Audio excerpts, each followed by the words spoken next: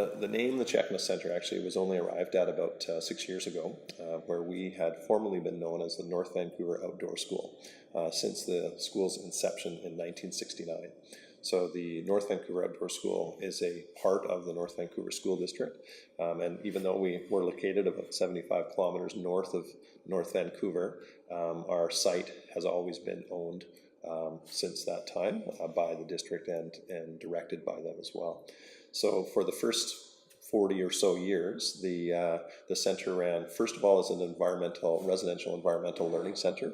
And in the mid-1980s, plans were sort of launched to build a traditional Coast Salish longhouse and begin running experiential and overnight programs there. And so that's where our Cheakamus program sort of originated from. And since that time, since really the mid-80s, up to 2018, we have run concurrent programs which focus both on environmental and outdoor experiential education, as well as Indigenous cultural education. Most of those programs are overnight and residential, as I mentioned, in nature, and some of them we do run day programs as well at different parts of our season. So they run concurrently because of the size of our site. We're fortunate that we can run a number of different things at the same time without kind of stepping on each other's toes, depending on what's happening. The center, since 2012, the school district has entered into an operational contract with a group called Listel. And so the Listel management group provides us with a lot of the sort of the oversight of the facilities and the maintenance and the food and beverage support and those types of things. So we've been able to kind of increase our ability or our capacity to offer quite a wide range of services to groups coming in. Our primary mandate is providing educational programming experiences for both for students from North Vancouver, but from quite a broad range of groups across Metro Vancouver and the Sea to Sky corridor. We do have some groups coming from out of province and even overseas as well. However, outside of those educational programs, which tend to run during the school year, September to June, we offer a wide range of other things, special events, conferences, retreats, weddings on weekends, often through the spring, summer, and early fall. So it's a very busy place. And and the reason we do that obviously is to be able to maintain the viability of this as an operational space that doesn't need to be heavily subsidized by the school district. Yeah, I mean, generally we're looking at K-12, although within that, the majority of the students that we see up, both for the Indigenous programming and the outdoor experiential things, are in the elementary years. So we see more groups sort of from about grade 3 up to 7. We definitely see a number of different high school groups coming to us as well for, again, a range, both at the cultural and environmental, but also at the leadership side, where there does seem to be more of an interest in those types of experiences for older age audiences. And we often are able to sort of integrate in Indigenous components into pre-existing programs. So as an example, we have some groups that may come up and they may be taking part in our salmon hatchery and doing salmon releases in the morning. And then if our space and schedule allows, they may be going down to our longhouse and doing an Indigenous program in the afternoon. And of course, there's lots of great tie-ins between, learning about the salmon that are such a sort of iconic species in this part of the world, but also have a huge impact upon the success and the development of the native culture that has been here for millennia too. So there's a lot of good kind of naturally integrated topics and themes that we're able to bridge. The Cheakamus program is the main program that we offer through the Longhouse. It's a seasonal program run in the early fall and in the spring. Covers about 4.5 to 5 months, operationally through our school calendar. And it is an overnight program, so students come in and typically they're coming at grade 3. Within the grade 3 social studies curriculum, there's quite a significant component both in content and curricular competencies that speak to understanding the life and the traditional ways of living and teaching and understanding of First Nations people of the coast, and which used to actually live in the grade 4 social studies curriculum. So that shift at the BC Ministry of Education level has been something that we've been working with and trying to ensure that our programs here are sort of aligned with the different curriculums of the ages of the students that attend. In terms of the aims of the program, that particular program is built around sort of 3 core themes. One is seasonality, another is respect, and another is sharing. And it is it's a really, it's a unique offering. I'm not aware of any other program in the country that is developed and run in the same way. Students come up in groups of, usually in class groups of approximately 30, between about 25 and 35 typically. They would have with them 1 or 2 teachers, but we also then have parent volunteers, and we train the parents in advance of the program. And so we typically would have a half a dozen, maybe 6 parents would be coming up with a group of 30 or 35 students with 1 to 2 teachers. And those parents are responsible for supporting the students in family groups. And the family groups are divided into traditional practices that would have been carried forth by different members of the village community within this area. This is pre-settler, pre-contact, what have you. And the staff that we have, so we have Squamish Nation staff that are there as sort of our cultural leaders, and they would be leading the different family groups in a range of different practices and tasks. So the 5 family groupings that in a large group that would be offered would include the woodworking group, there would be a wool weavers group, there would be a hunting and fishing group, there would be a plant gatherers group, and then there would be a cedar group, cedar weaving traditionally. And so all of those groups would have sort of specialized support, and the students would be carrying out a range of different tasks from, the woodworkers are constantly stoking the fires and making sure the kindling is cut, as well as working with traditional stone and bone tools to craft different elements, which they then actually present at the end of the program. So I could talk for quite a while about that, but going back to your question around sort of aims, those 3 themes that I mentioned, the seasonality and the sharing and the respect, really are kind of woven into all aspects of that, and they actually, if we were to look at our in British Columbia, we have our First Nations, our First Peoples Principles of Learning document, which has got a number of different sort of core teachings and values. Although that has come out more recently, those values are all really quite embedded into this program and how it runs. And because it extends out to involve parents as well, it actually is a really rich experience for everyone involved, because the students are working not just with our staff or their teachers or support staff, but also with a community of elders, as we like to call it, that are really learning as much, if not more sometimes, as in the kids. So it really is a kind of a community experience. And it's funny, we hear very frequently, because we are serving a kind of a somewhat closed population within the North Van community. We see many of those folks coming back up during open houses and different events.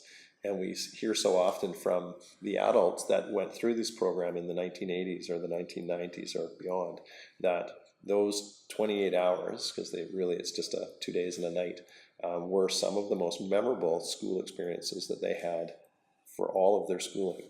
Which is quite a testament to think that 28 hours out of thousands in a school period would be so sticky.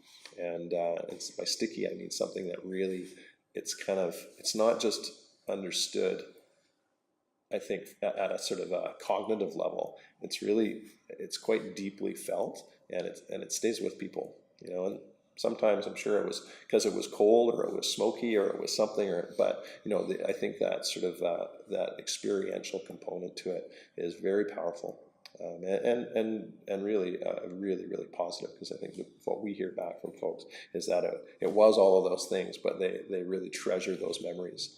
So I think if we go back to your initial question around what is Indigenous education, well, experiences like that can leave such a deep-seated, lasting, positive memory, even if it was of a traditional way of life. I think that's a great starting point, but I do think that it's all of our responsibilities to extend it beyond. So it's not just learning about what the past was like and creating not necessarily a false sort of idyllic or utopia-like existence, but really looking at, well, okay, that's one facet that involves a lot of different value pieces, but there's also lots of other things going. So when we have older groups that come up, high school age groups, we've offered a range of other experiences as well that sort of speak to more contemporary issues and that sort of thing. I think it needs to be authentic. My experience has been the opportunity, and I'm looking at this from a mostly non-Indigenous student population learning about Indigenous teachings and learnings and that sort of, as opposed to working directly with an Indigenous population of students. We get both because we have quite a high percentage in some of our schools of First Nations students, which we're always happy to have come up on all of these programs because often they're able to share some of their teachings as well. But I think it needs to be as much as possible to be place-based and taking advantage of the places and spaces that have meaning and connect to the teachings. So much of what we do in our activities here take advantage of the river, or take advantage of the local geography, or of the cedar trees that are abundant and all, or the fish that are spawning in the rivers. And it adds such I think, even greater dimension when we're looking at sort of Indigenous ways of being and understanding, to be able to tie that into place. We're fortunate that we're this is quite a magical area here, and we're on a river that sees thousands and thousands of salmon coming through and spawning each year, and with all the attendant wildlife and everything else that comes to be supported by that. So it has a really deep history for the people of this place, and it's I think part of it's our job to tap into that in a certain way, and sometimes the landscape is able to be the best teacher that there is. So I think that makes a huge difference. That's not always possible, but I think it's sort of our job as educators to look for opportunities to do that, whether we're in an urban center or if we're in a more wilderness-based setting.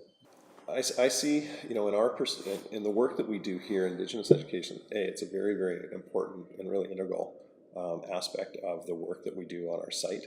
Our site is a traditional territory of the Squamish people, and we have built programming here around the place and the people. The design and development of one of our core Indigenous programs stems back 35 years or so, and I think it really speaks to what I would like to think Indigenous education can be and should be, which is designed in partnership with different partners involving, in our case, our school district, teachers, administrators. We had members of the Squamish Nation involved, and we had some other community partners. So it was a very collaborative approach. It is also highly experiential. In the case that the work that we do here, everything it's hands-on. It's in many cases nearly sort of simulating practices, in some cases more traditional and historical, but it really gives students the idea as to what life was and is like, and working directly with knowledge keepers and educators, both of those from our local nation and other First Nations that may come to work on this program, and others that don't have a First Nations heritage, but a real love and respect for the culture that they're imparting or sharing. My vision for Indigenous education would be, in 10 years' time, and I look at it with the community that I work for and represent, which is that of the students primarily in North Vancouver, but maybe more broadly through the Sea to Sky corridor and Metro Van, is, that every student, through K to 12 would have, multiple opportunities to work with a range of different First Nation groups that are local to the places that they live, and are able to, work with those partners within whatever classroom or formal educational setting they're in, and really be seeing opportunities to integrate some of that learning and those teachings and that knowledge into the wide range of curricular offerings that are that are in the current system and continue to adapt and be added. And I can imagine in 10 years' time, maybe our schools look quite a bit different than they do now in terms of the experiences that students will have going through them.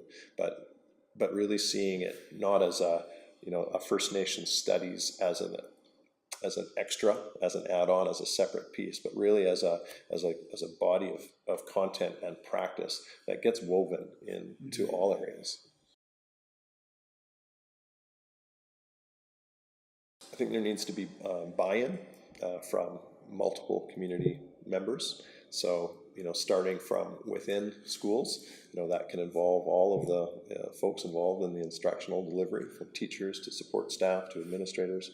I think it extends beyond that into the parent communities and making sure that there's an understanding first, but also a respect for why it's being integrated in and the value of it. So I really see that as a broader educational mandate that schools and other groups need to continue to push forward to make that vision a reality. And I think we have a number of folks that are working to drive that mandate forward in our school district. But there really is a need to kind of bring on other partners into that conversation. So it's not just seen to be the domain of higher ed or K-12 ed or any one group, that it's more of a shared vision.